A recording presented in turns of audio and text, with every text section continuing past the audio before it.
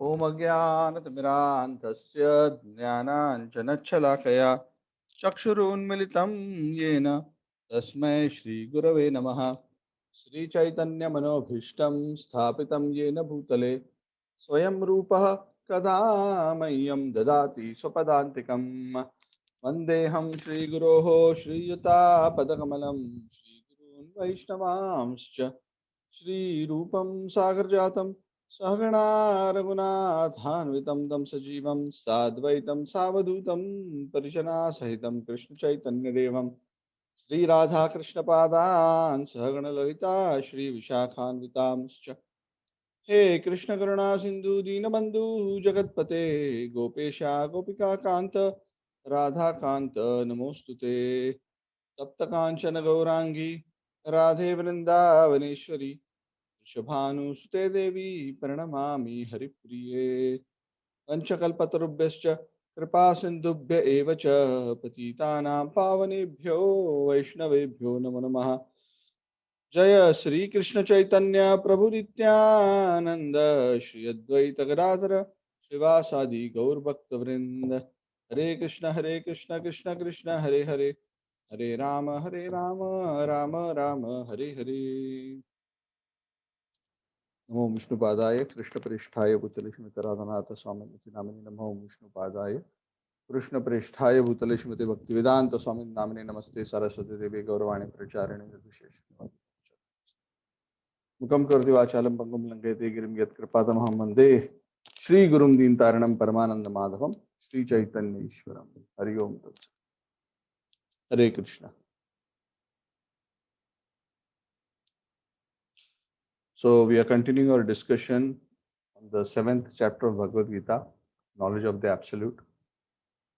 We have come to a very interesting part of the discussion of the 7th chapter. 7th chapter, as we discussed multiple times, is focused on giving, like the title says, knowledge of the absolute truth. Krishna wants us to think of him, but not to think of him as a great king, not just to think of him as a great, powerful, mystic person, as a great politician, a wise man. We must remember Krishna and think of him tattvataha, as he is. Who is this Krishna? That's why in the first verse of the 7th chapter, Krishna says, Samagra mam, to understand me completely, Samagra. Yada yatha gyasyasi tachrunu. Hear from me how you can understand me fully and in truth, free from any doubt, so that you are very, very clear when you contemplate who is this Krishna that you are thinking about. What is his position? What is his glory? So Krishna starts and goes through many aspects of his position. He talks about how the various Pancha Mahabhut come from him, the mind, intelligence, false ego come from him, even the living entities come from him, the living sparks, which are all tiny part and parcels, like sparks emanating from the fire. Same in quality, but different in quantity. We are all tiny sparks. The Lord is an unlimited fire.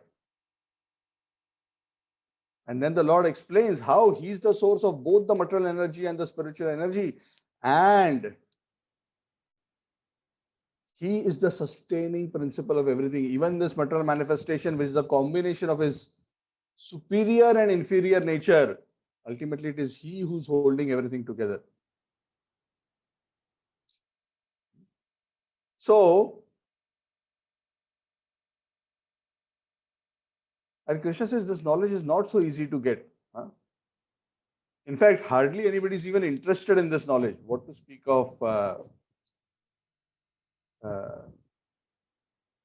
enthusiastically wanting to learn and understand it. Those who are actually desirous to know this are very rare. People are more interested in the sale and what best foods are available where, and when will MCO end so that I can go abroad on a holiday. These are the pressing questions which are crossing our mind. But how many of us are actually wondering, I want to understand the supreme truth. And that is actually intelligence, because having understood the supreme truth, like what Krishna says, everything becomes known. Having known which, everything else becomes known. Why? Because when one understands Krishna, one has actually understood everything. And actually, Krishna practically comes to this point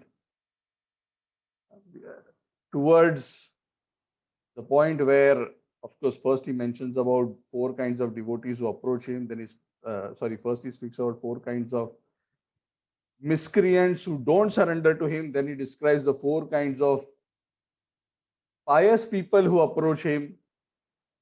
And then he declares that amongst the pious, those who have a proper knowledge of him and work towards understanding him are superior amongst that group. And Krishna says, especially he who's in full knowledge of him and who's engaged in pure devotional service is the best of all those who approach him. And such a devotee is very dear to him, and for such a devotee, Krishna is very dear.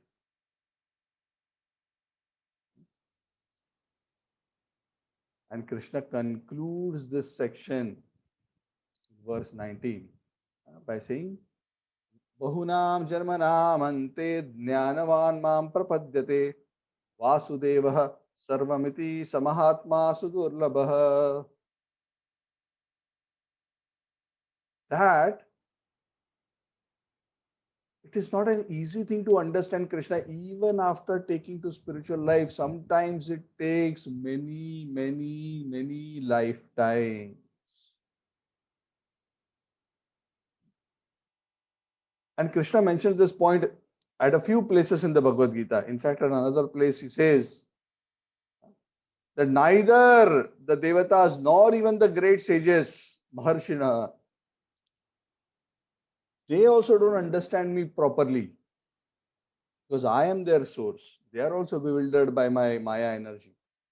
Only those who take full shelter of me in devotional service, they are able to understand me. And those who actually understand me by taking shelter of the process of bhakti, by taking shelter of the association of devotees, eventually they come to perfect knowledge. And what is that perfect knowledge? Vasudevah sarvam iti. Ultimately, everything is coming from the Lord, resting on Him, going back to Him. Everything is part of Him.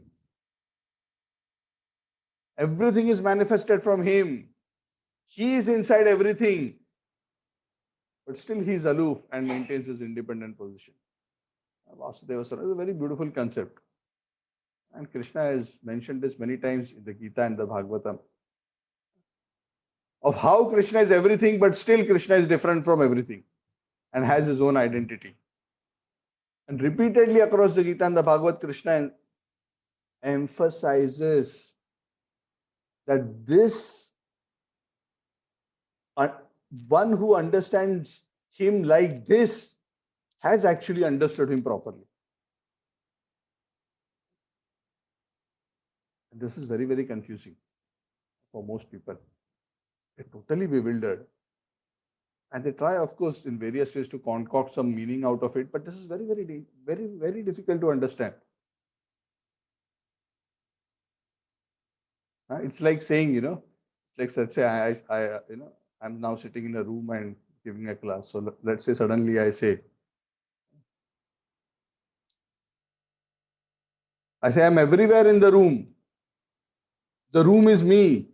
I am in the room and I'm also outside the room. What will you all say? He has had some overdose of some medicine. So he's talking nonsense today, because this doesn't make sense. Materially doesn't make sense, because materially how it is not possible to have something like this. But Krishna says everything, and also not just that, and that the room is inside me. On top of that, Not only am I everywhere in the room and I am inside the room is inside me and I'm also outside the room, independent of the room. This is like the height of craziness. That's why it's not so easy to understand Krishna. Even the devatas get bewildered. That's why the simple explanation everybody tries to give is, oh, God is impersonal light. It is so hard to conceive this nature of the Lord. That's why Krishna says repeatedly across the Gita that to understand Krishna tattvataha, one needs Krishna's blessings, and such intimate blessings of Krishna by which one can understand Krishna properly tattvataha are available only to the bhakta, the devotee.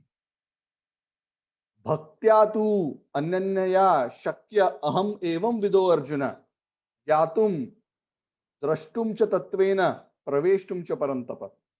This is elsewhere in the Gita, where Krishna says, only through unalloyed bhakti can I be known as I am. Many people understand me in different ways, but only through bhakti. Bhaktya tu means only, but only through bhakti and nothing else. Shakya means it is possible to understand me as I am. To understand me, Gyatum, Drashtum, to see me in this personality. And Praveshtum, and to enter into the mysteries of my understanding and entering into the spiritual world. Tattvena, as it is understanding. Parantapa, oh great Arjuna. It's not easy. Bahunam Jarmanamante Jnanaman Mam Prapadyate Vasudeva Sarvam iti sa Mahatma Sudurlabha. Such a great soul who has understood this, understood my nature, understood how I am everything. Vasudeva Sarvam. And what happens when one understands Vasudeva is everything? Just surrenders to Krishna. Because the natural outcome of actually understanding this is one will surrender. So if somebody says he has understood this, but he's hesitating to surrender, that means he has not understood. I know Krishna, but I prefer to do something else. That means he has not understood. Because you cannot not surrender to the Lord if you actually understand this. Because Vasudeva Sarvam, what else can I do? He's inside everything, and everything is inside of him, but he's still outside, but he still can come inside also. So, such a great mystical existence and tattva the Lord has. Who will not fall in love with him and surrender to him? So that is the natural conclusion. That's why the greatest of the yogis are those who have surrendered to the Lord in love. That is what Krishna asserts at the end of the 6th chapter, isn't it? Yoginam api sarvesham madgate antaratmana shraddhavan bhajate yo mam same yuktatomo matah. And that's why this topic is so difficult to understand. That's why Krishna at the end of the Bhagavad Gita, Krishna says to Arjuna, Yah idam paramam guhyam mad bhakteshu abhidasyati bhaktim mai param kritva mame vaishyatya samshaya. Arjuna, he who explains this supreme secret of my nature and of the nature of my devotion amongst my devotees to help them understand it and develop a similar understanding and mood is extremely dear to me. He becomes very, very dear to me. And I guarantee that he will achieve pure devotion.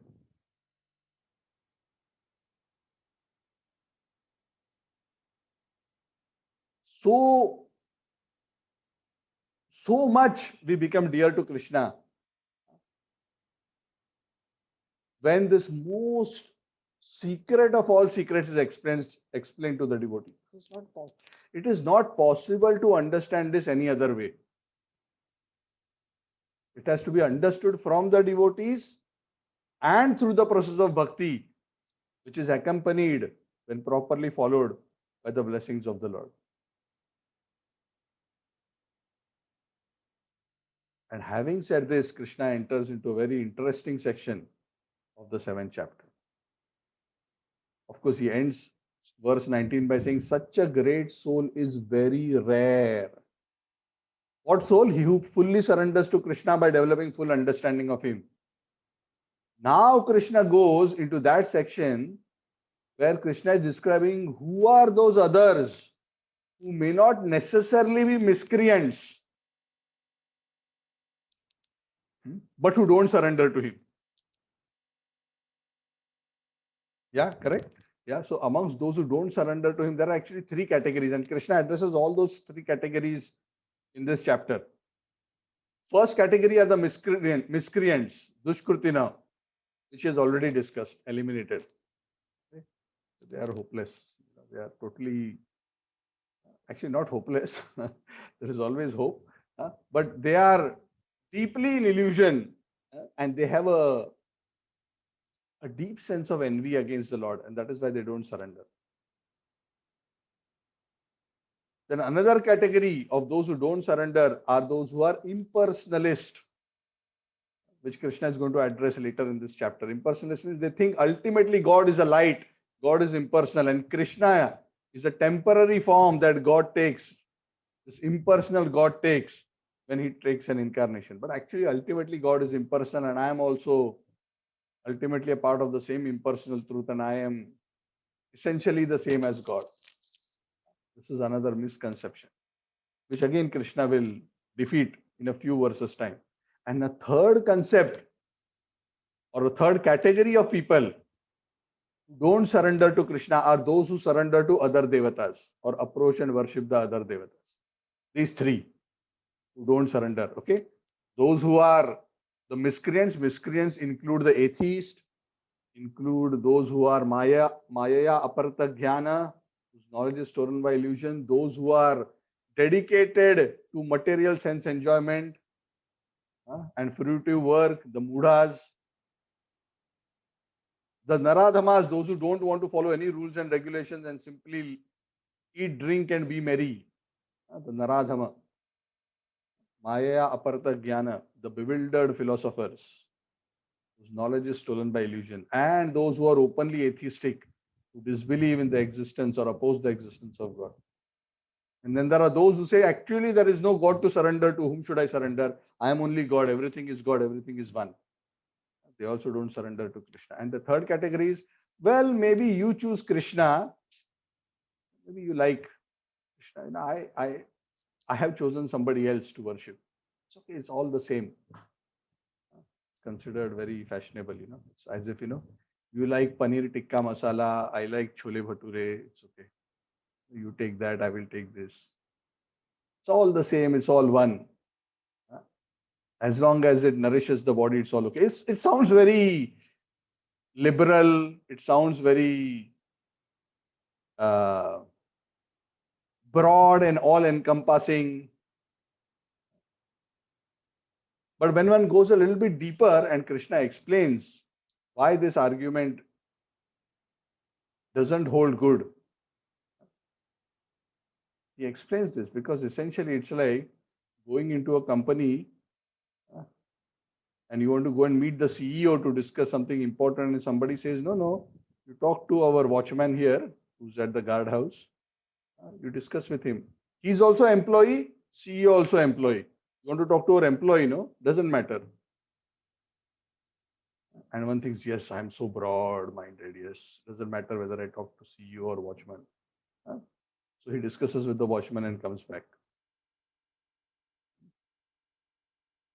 I'm just giving this example. Again, this is not in any way belittling or demeaning anybody. I'm just giving this example so that we understand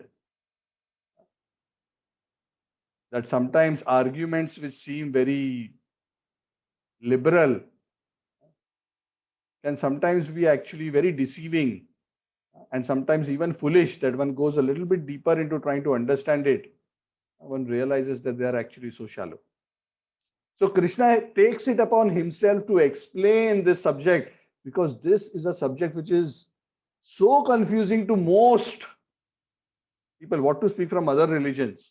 It is most confusing to to even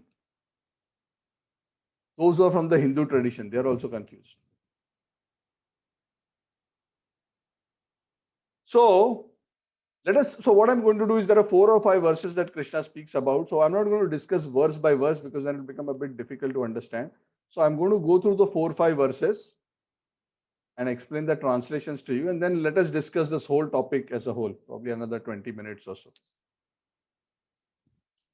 So we are starting from verse 20. So 4 verses are there, 20, 21, 22 and 23,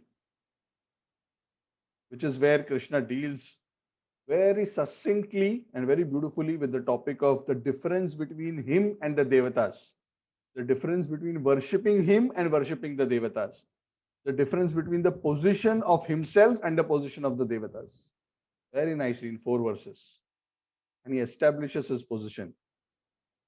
So let us see first what Krishna says according to the translation, and then we'll do a bit of analysis around it. So Krishna starts in verse 20.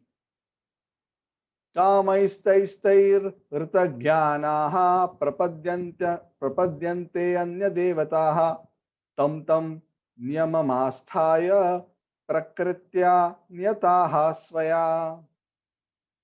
Krishna says, those whose intelligence has been stolen away by material desires, they approach the Devatas and surrender to the Devatas, and they follow the particular vidhi, the particular rules and regulations of worship of that Devata,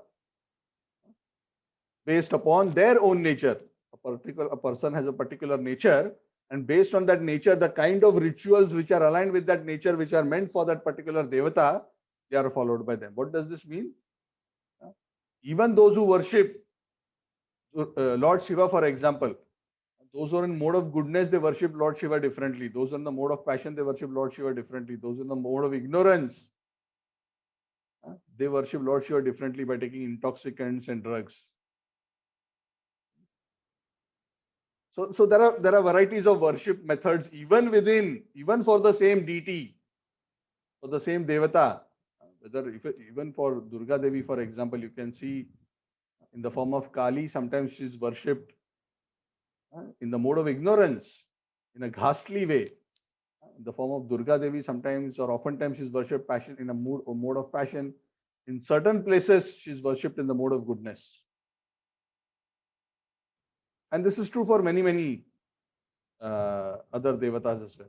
So Krishna is saying, I'm just going to go through the translation so we understand the translation, then we'll discuss it all together. Those whose intelligence is stolen by material desire. So if somebody's intelligence is stolen, what does that mean? In very simple words, Krishna is saying, if somebody is materialistic, and because of his being very materialistic, his spiritual intelligence is not properly situated, he is not able to understand things as they are, then they approach the Devatas instead of approaching me. That's what essentially Krishna is saying. Okay, let's go to the next verse. We will discuss it together later. So Krishna says, what happens when a person wants to worship a Devata? How does Krishna reciprocate with them? He says, yo yam tanum bhaktah shraddhayarchitum ichchati tasya chalam shraddham tameva vidadamyaham. I, Krishna is saying, I as the Paramatma am situated in every person's heart as the Paramatma, as the Super Soul. As soon as a living entity, a person develops the desire to worship a Devata,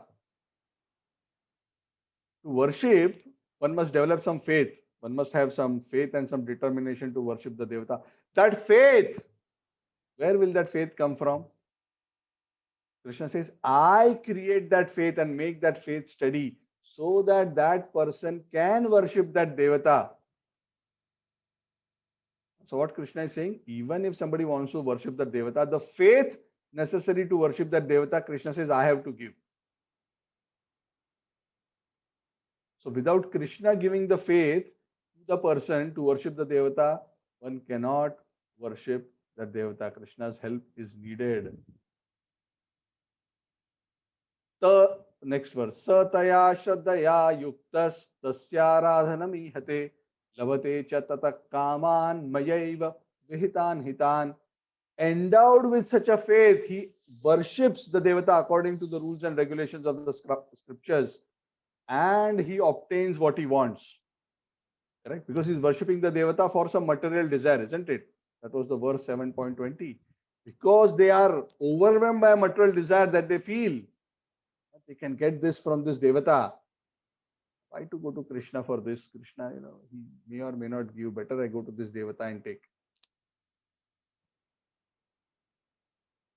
But Krishna says he may eventually get what he wants from the devata, but that devotee of the devata must understand that ultimately the blessing that he is getting from the devata is not actually from the devata. That blessing is actually coming from me alone. Krishna is saying. So Krishna is saying, when you want to worship, the faith I give. The method also I give from the scriptures.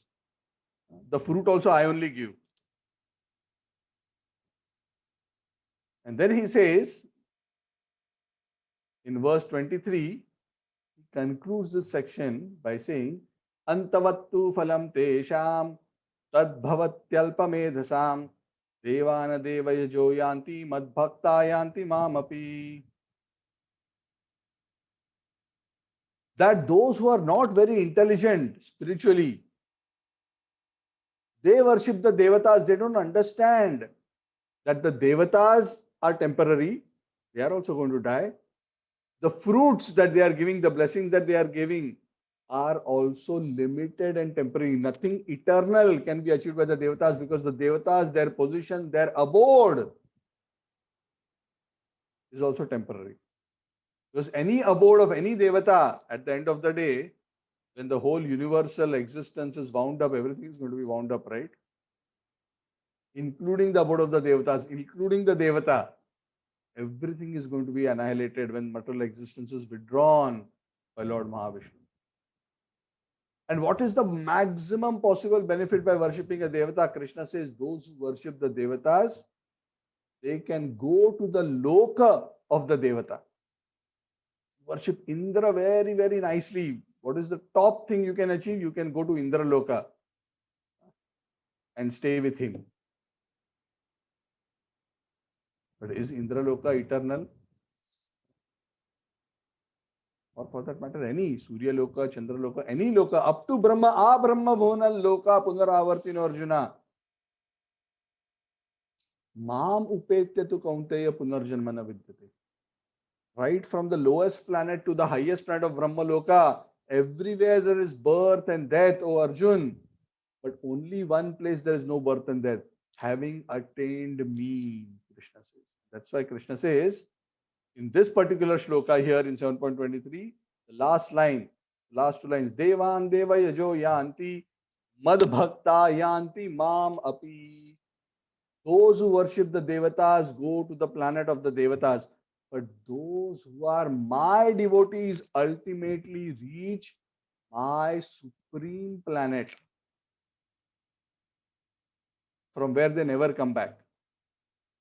Which Krishna has already said elsewhere. Yad gatvana nivartante tad dhamam paramam mama. Having gone where one never comes back. And what about all other planets? Brahma bhona loka punar avartino Arjuna. Up to Brahma loka, the highest planet, you go anywhere, you have to come back. But yad gatvana nivartante tad dhamam paramam. But my home, my abode, having gone there, one never comes. So in these 4 verses, Krishna has actually very beautifully summarized the whole process. So let us spend some 10-15 minutes trying to understand this in a bit more detail. Now, first thing to understand is, please understand that this is not meant in any way to criticize the devatas. The point here of this set of verses is to clearly understand philosophically what is the position of the devatas vis-a-vis Krishna. Just like we said, right? You cannot just say the CEO and the clerk and the cafeteria person and the manager are all the same. Yes, and act as if you are very liberal. No, how can I differentiate the CEO and the be very offensive? But it absolutely doesn't make any sense, because CEO is CEO because he's at the top, and the manager is the manager, the director is the director. Of course, here when I'm talking about CEO, I'm also the CEO not just as an executive but as the owner of the organization, because Krishna is not just the top executive, but he's the ultimate proprietor and owner of everything. In the form of Vishnu, he is also performing the top executive role, but ultimately Krishna as Govinda is the ultimate owner, proprietor, enjoyer of everything. So few things Krishna establishes. Let us just be clear whether we have got this right. First thing we have to understand is, it is very important to first understand the position of the Devatas. The key point that comes out from this section is that the Devatas are subservient to the Lord, obviously, very clearly. They and their abodes and the blessings that they give are temporary. And even to worship the Devatas and get something from them, without the help of the Lord, nobody can even worship a Devata, or nobody can even get a blessing from a Devata. So if somebody has a mentality where he thinks, well, I don't like this Krishna, I will go to A, B, C, X, Y, Z and get what I want. Sorry, bad news for you. No matter where you go, ultimately the blessing is going to come from him. Because at the end of the day, no matter where you go in the organization, the head of the organization doesn't change, right? You can go here, you can go there, you can go whatever. It is still his system, and there is still the same person at the top. And all others are employees. He's the boss. So you cannot, it's not an alternative government. It's like some people are so fed up. I hear many Malaysians say this. Oh, Malaysia is so bad, I want to go and migrate to another country.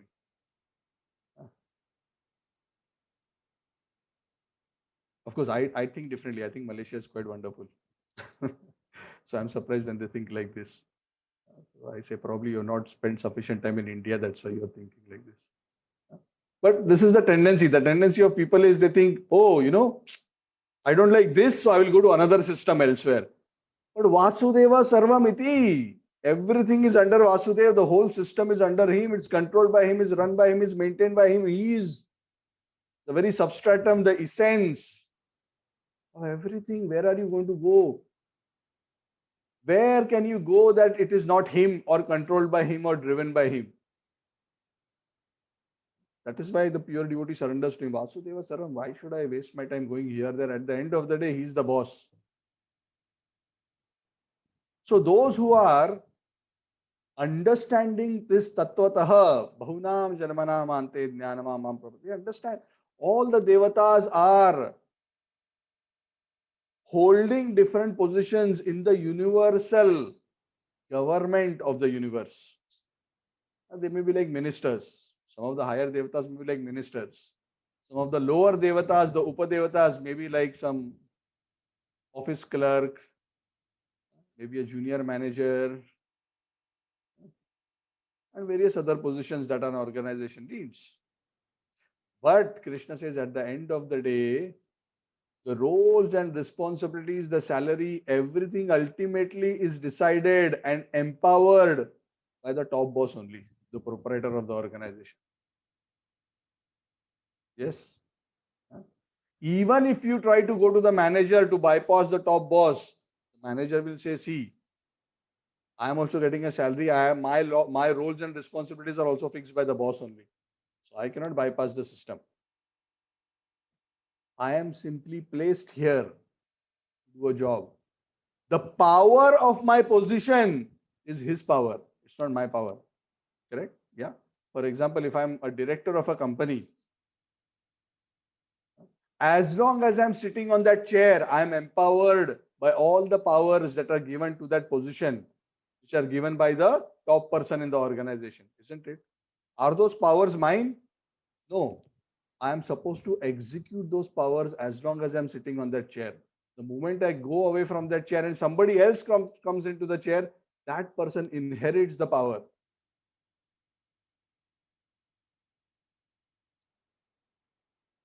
So ultimately, the power is coming from the top.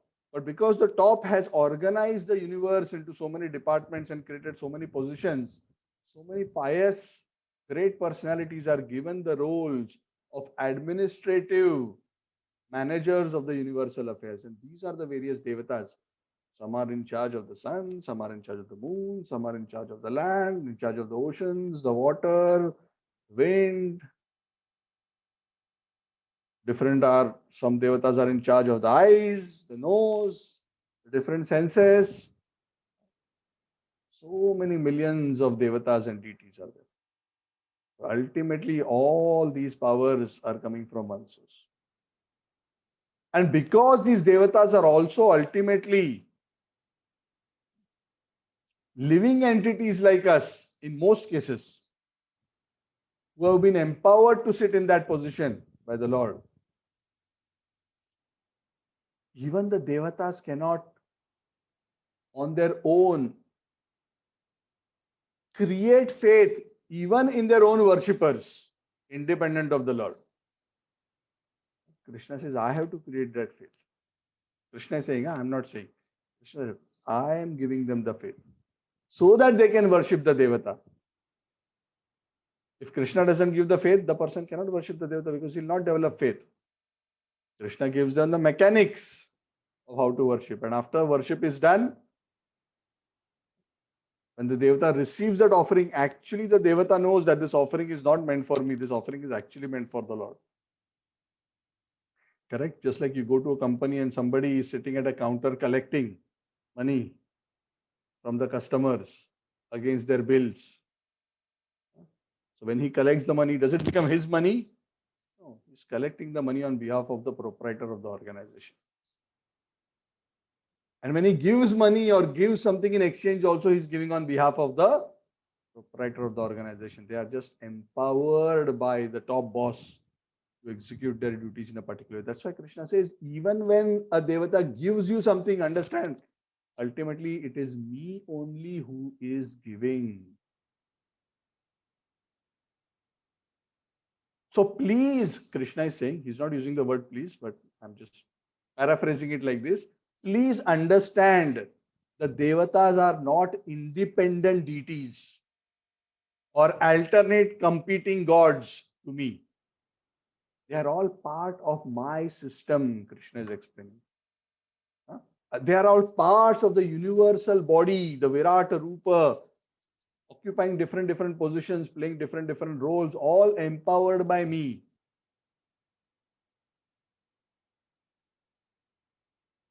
Working under me. They are also my devotees. You think you want to not become my devotee, you want to bypass me, but now what you're doing is rather than worshipping me, you are now worshipping my devotee indirectly. Of course, you don't know that, but indirectly you're doing that. Thinking that he is the Lord or he's an alternate Lord that I can go to, just like our common material mentality. I don't like this company, I'll go to another company and work there. Krishna says, I am at the top. You cannot run away from me. And ultimately, I am the most loving and compassionate. Why should anybody even want to run away from me? Why do people run away from Krishna? Of course, Krishna has already discussed the atheistic category. So we don't want to talk about them. We have already discussed that in detail. 4 kinds of miscreants who don't approach him. Then the impersonalists don't approach him because they don't want to surrender to a personality. But these people who worship the devatas, why do they go to the devatas rather than going to Krishna? Krishna has already answered that in 7.20. Kamaistaiste rita jnana prapadyante anya devata. They go to other devatas because of their materialistic desires. Now, while Krishna does not elaborate this point, Krishna is giving a hint here. So let us discuss this point a bit more detail. Why is Krishna saying those who are materialistic go to the devatas? What is actually Krishna trying to say? What Krishna is trying to say is, some people, of course, some people are just plain ignorant, but there are other people who think that if I go to the Supreme Lord, Krishna, Narayan, Vishnu, Ram, he may not be so enthusiastic to grant me this blessing. So let me do this. Let me try to find some other way by going to somebody else who can more quickly give me what I want. This is generally the mentality. Calm. They have some calm. Calm means some selfish desire. I want this. I want to enjoy whatever it is. Whether it's wealth, beauty, heavenly planets, success, removal of obstacles, destruction of enemies, whatever the desire may be, some kind of karma.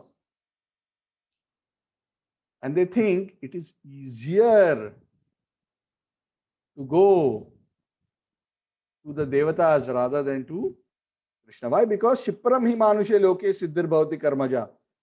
Usually, now this is again a perception, and we will discuss this perception. The devatas will give me things more faster. Now this needs to be understood a bit better. Now Krishna,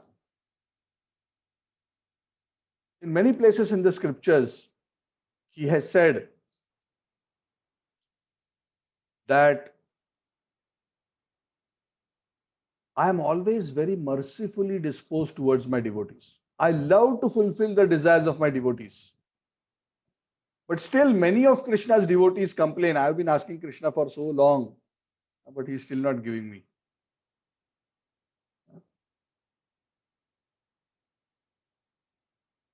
So why Krishna is not giving if he is the Lord and if he is all capable and if he is so loving? Krishna himself has explained in various scriptures. He says, even though I'm always eager to satisfy the desires of my devotees, I do not give to my devotees those things which will actually cause them more problem than good.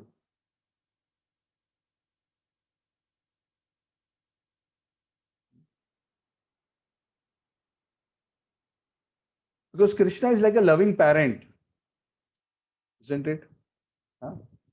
Sometimes when you go to your parents, is it that when we, as young children, when we go to our parents, is it that whatever we ask for, the parents give? Sometimes the parents will say, no. I say, no, I want not one chocolate, I want 4 chocolates. The parents say, no, only once a day, one. You cry, but still the mother and the father will not give. And then the child feels, oh, so cruel, my parents are so cruel. And then they go to the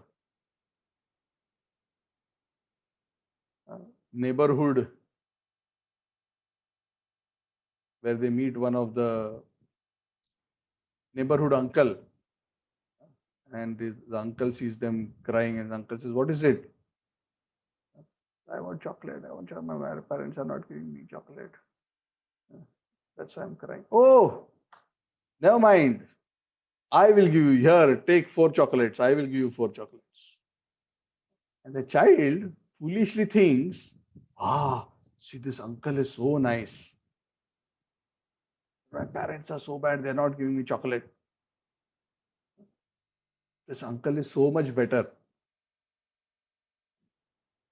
Now, the child, because he is a child and doesn't understand, because of the childish mentality, he fails to understand that it is not that the parent is incapable of giving him, but the parent is not giving him because the parent is worried that the child will spoil his health. But the neighborhood uncle is not interested in the ultimate benefit of the child. He will give it to him based on very superfluous considerations. without deeply considering what is good or what is not good, isn't it? And more so sometimes, if the child simply goes to the shop next door, takes some money quietly and goes to the shopkeeper and gives him money and says, "Give me 4 chocolate." Is the shopkeeper going to ask why you want chocolate? Is it good for you? Not good for you? Why you're eating every day, morning, evening, four chocolates? No. Shopkeeper will count the money, give you the chocolate. So the scriptures say the role of the devatas is something like that. You pay the price through particular kind of worship, puja, yajna, tapa. And once you make the deposit, that payment, the goods are delivered. Whether it's good, bad, all that is not considered by the devatas. It is very transactional in nature. But with Krishna, it is not like that, because Krishna is personally concerned, being the father and mother of all living entities, is personally concerned with the welfare of each and every living entity. So sometimes people who are not mature spiritually, they tend to think that, oh, because because they're so attached to getting something, and they are thinking that maybe Krishna may not give me. Yeah? Just like sometimes the children feel, if my parents are not going to give, then they will find another route. And they go there. But in case of Krishna, Krishna says, see, at the end of the day, wherever you go, if you are so hell-bent upon getting something and you don't want to come to me, you want to go elsewhere, okay, fine, I will give you. But then, because you have rejected my role as your guardian, as the protector of your interest, you have to deal with the consequences of that.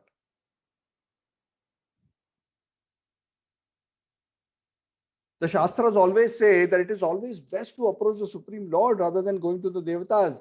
Akamo sarvakamo va mokshakama udaradhihi tivrena bhakti yogena yajeta purusham param. Even if one has material desires, one must approach the Lord. Why? One, if it is good for us, definitely the Lord will give. If it is not good for us, He will not give. Isn't it better that the Lord doesn't give to us what is not good for us? Isn't it actually foolish and immature to think, I want it so bad, doesn't matter, it is bad for me, I still want it? Is that actually intelligent or not intelligent? It is foolish. That's why Krishna says, foolish people think like this. Kama is ritagyana, their intelligence is stolen away.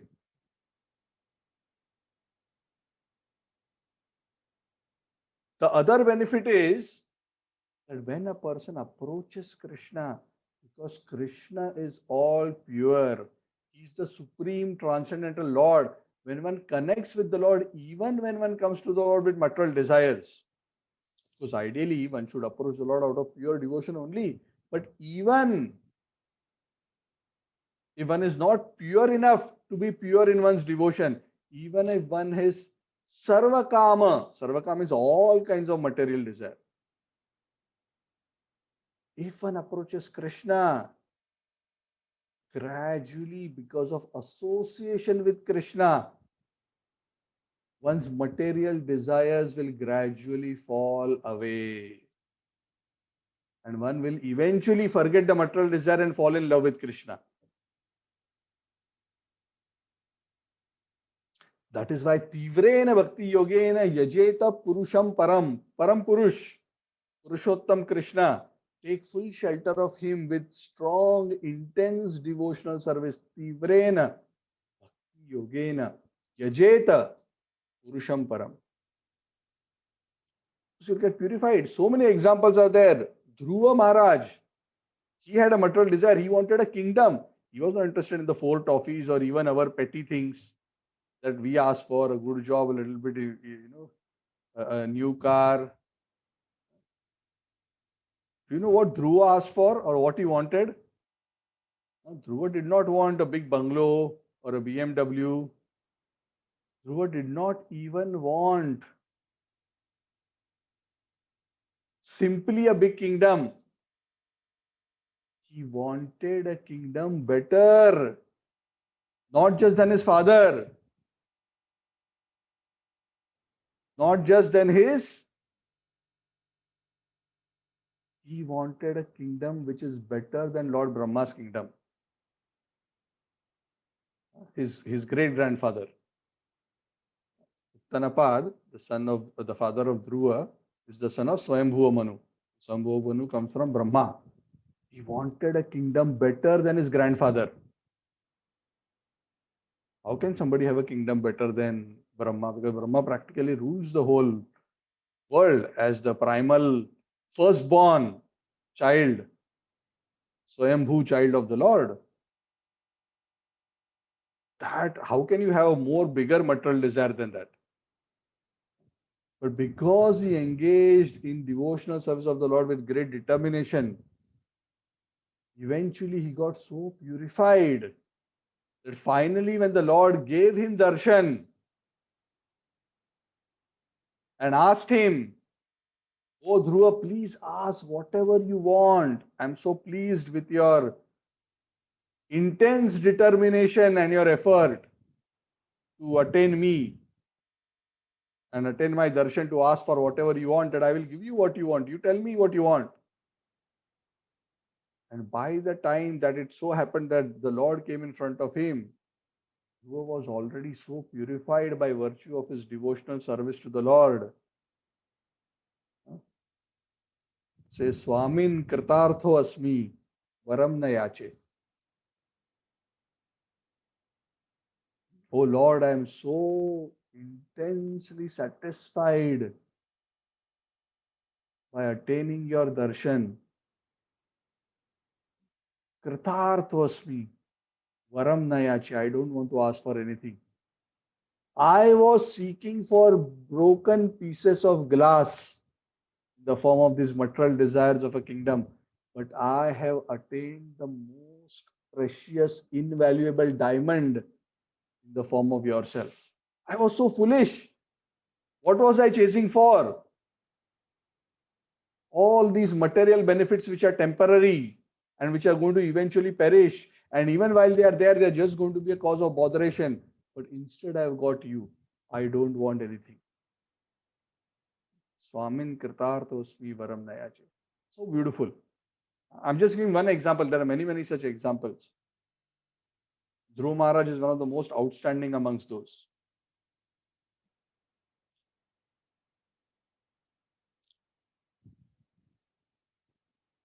But if instead of going to Krishna, he had approached a Devata to attain such a kingdom, even if it was within the power of the Devata, of course, ultimately through the blessings of the Lord, to grant that benediction, he wouldn't have become purified of that material desire. He wouldn't have achieved that blessing. And see how compassionate the Lord was to Dhruva.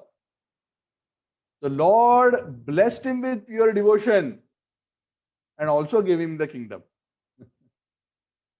Sometimes some people think, oh, after all this I'll worship, then I'll become pure. Then I'll get only devotion I will get. I'll not get the kingdom. Actually, by the time one comes to that point, one will not want the material thing, one will only want the Lord, because one actually understands what is the value of what one is getting. But in one's spiritual infancy, if one foolishly thinks that, oh, I will not get that, I will just get some devotion, then please understand that the Lord will not only give himself, he will also fulfill the material desire. And Krishna has consistently done that with his pure devotees.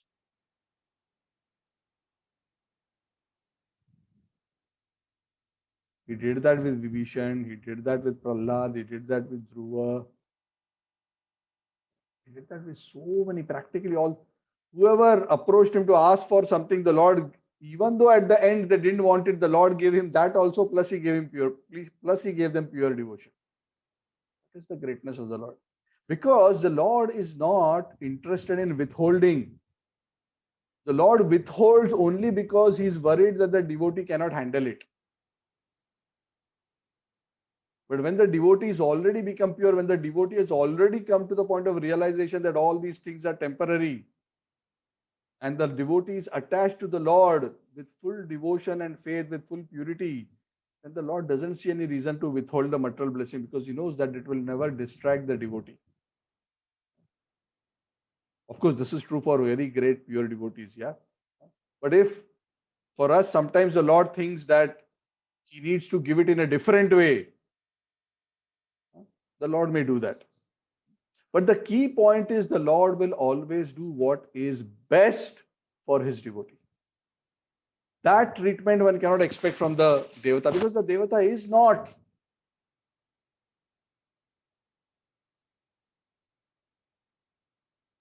your Paramatma in the heart. He is not ultimately the supreme well-wisher, is also, the Devata is also definitely very empowered, very powerful, but still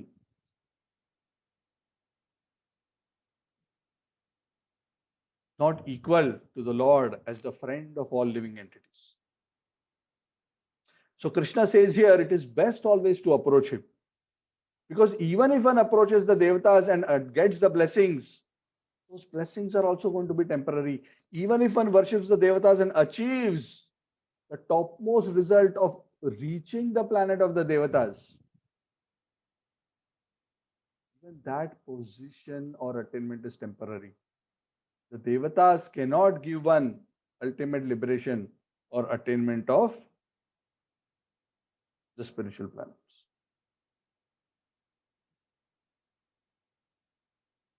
So that is why one who is intelligent always prefers to worship directly the Supreme Personality of Godhead, because he knows that the Lord can provide one both materially and spiritually. And the devotee so much trusts the Lord that if he sees that the Lord is not giving something in spite of repeated prayers, then the devotee, trusting and having faith in the Lord, knows that this is something which is not good for me. And this has happened in many cases. Many people who have strongly wanted something, thinking that this will make them happy, sometimes when that thing has come into their life, actually it has ruined their life. Because we are so much in ignorance, we see so little, we don't know what is going to happen, we don't know what we don't know. Because what we see and what we understand is actually so small, so many millions of factors are there behind the scenes, which can create so much chaos in our life. Sometimes a person strongly attached to a very beautiful boy or a girl wanting to marry, and after greatly praying to some devata, maybe they ultimately end up marrying, only to realize that this was the biggest mistake of their life.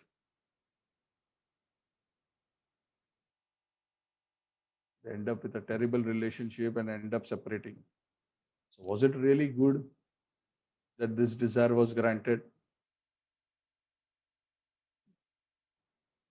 So these things are very difficult to understand, but at least from the point of view of scripture, we can understand that if we go to Krishna, Krishna will always consider what is best for us. And Krishna is not even calculative.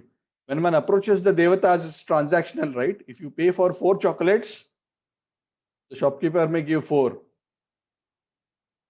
If you pay for 8, he will give you 8. Krishna is not so transactional in nature. If out of love you give 1 rupee to Krishna, Krishna may be so pleased by your sincerity and devotion that he may give you blessings worth 100. Krishna is not calculative. He's not a businessman. He's a parent. He's a loving father, a loving mother. Pitahamasya jagatah dhata mata pitamaha. He's never calculative. So one is never a loser when one approaches Krishna. Krishna is always supremely benevolent towards his devotees. In your relationship with Krishna, you will always get much, much, much, much more than what you put in. That much you can be very, very sure. And this is the experience of all the devotees. Okay, so actually there are many, many points here that we can discuss. I think we can go on and on, but I think it's almost 10. So I'm just going to take a pause. Maybe if there are any questions that you have, then I can answer. And then we can continue the third part. After this, Krishna explains about the impersonalist in the next 2 verses, 24 and 25. And then Krishna winds up the chapter after 26 by giving some summary comments about his position. Okay, so I'll stop here. Any questions, any comments?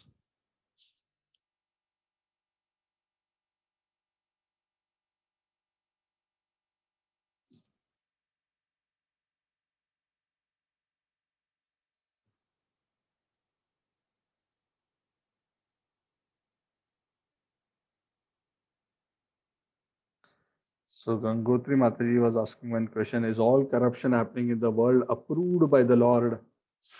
So Lord doesn't approve in the sense that he doesn't say it is okay. It's just that the Lord has given free will to all of us to act in the way that we desire. So free will is something very precious. Some people may say, oh, why Krishna doesn't force us to worship him? If he knows it is good for us, it is his problem that I didn't do it right, because he should have forced me to do it like this. Some people take this line of argument, but it's not like that. Because if there was force, then there is no love.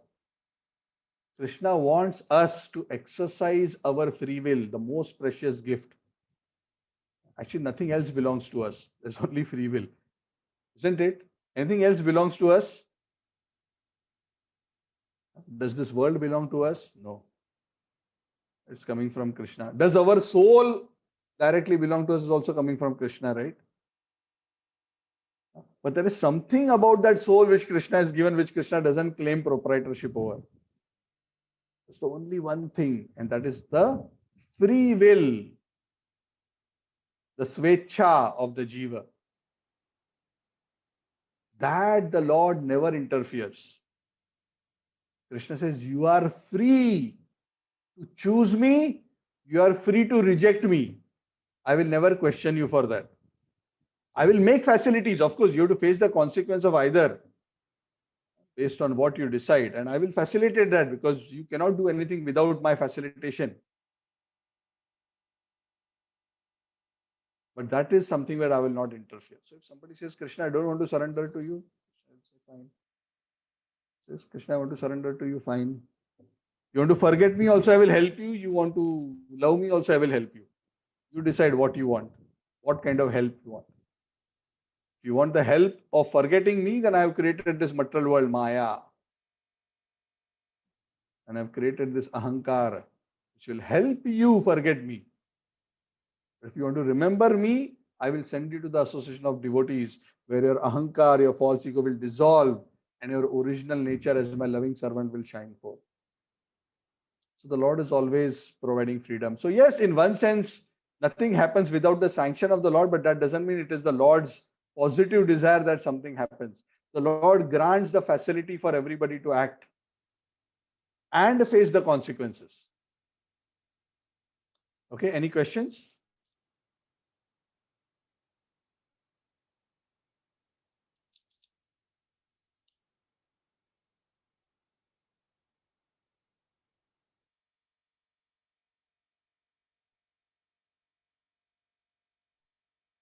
Wonderful. That means everybody is very clear. So I'd just like to add one more point.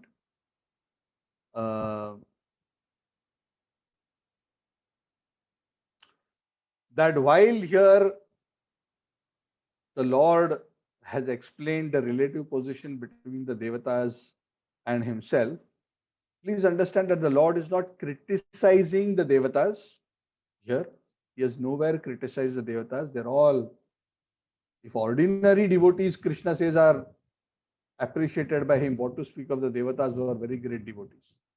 Okay, so please do not have this wrong interpretation that the Lord is criticizing the Devatas. The Lord is criticizing the mentality of the conditioned souls who think that the Devatas are an alternate God that they can go to instead of going to him.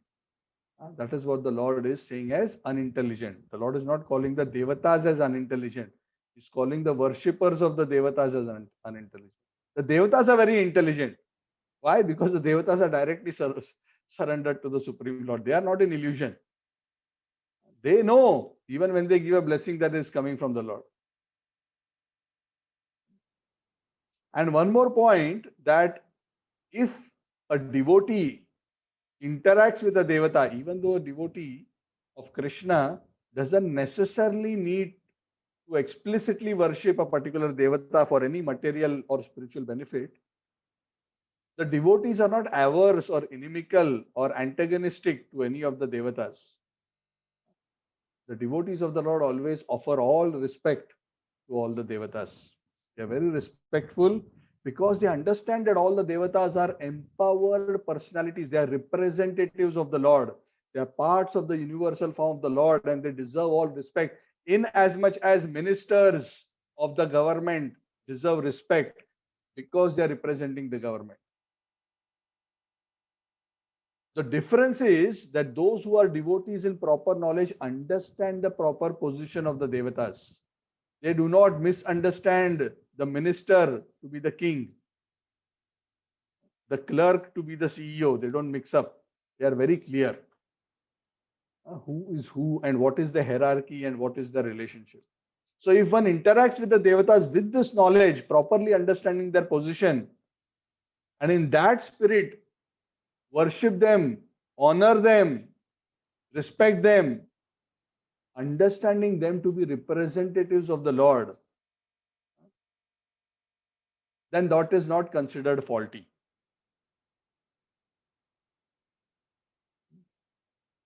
What is faulty is to think of them as alternate independent lords, or to think that there is something that I can get from them which I cannot get from Krishna. So this is what the Lord is criticizing. Hope this explains it also. And in fact, those who worship the devatas, there are very small percentage of people who worship the devatas but without kamaistaister rita jnana, which means they do not worship the devata with material desire. So there exists a very small percentage who do like this. So those who worship the other devatas without a material desire, what is the fruit that they get? Krishna doesn't touch that particular point here, but that point is touched in the Bhagavad. I don't remember the verse very explicitly right now. I probably have to research that.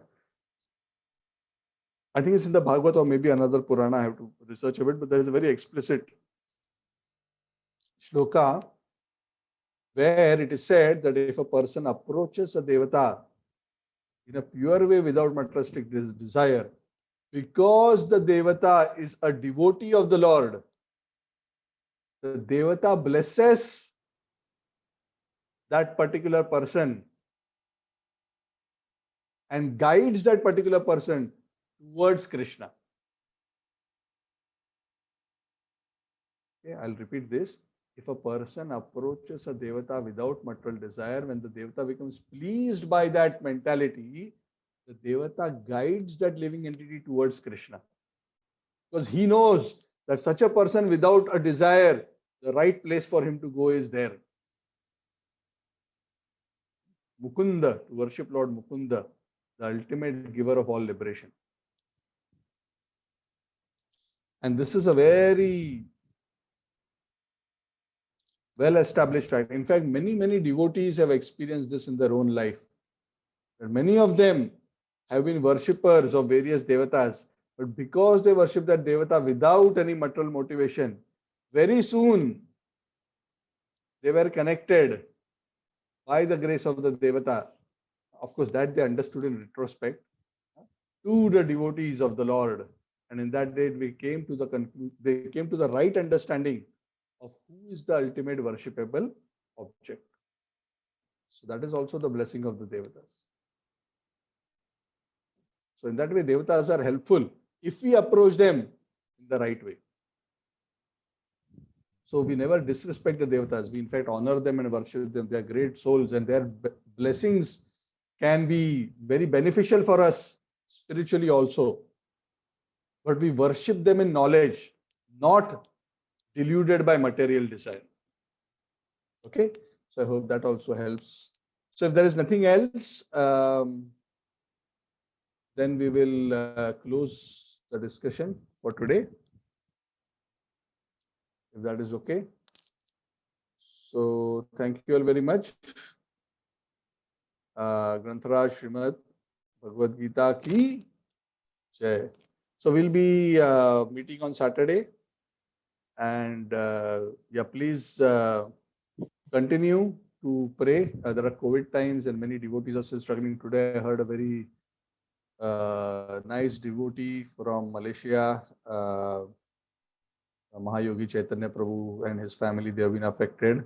So we are all praying for them. He's in ICU. So we also request all the devotees also to pray for the recovery for them and for all devotees all over the world, that we all remain protected.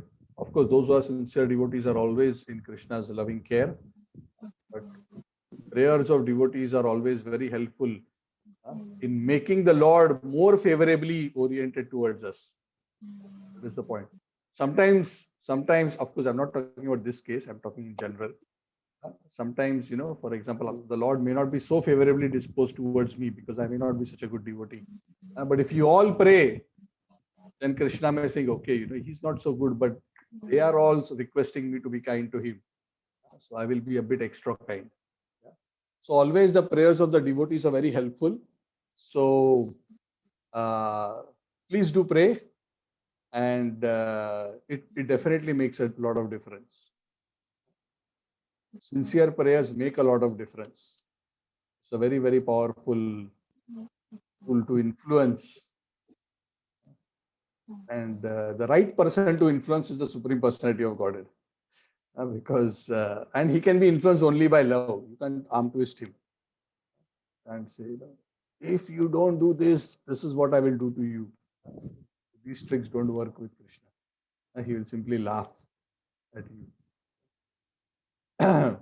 Okay, so thank you all very much. Take care, stay safe. Hare Krishna.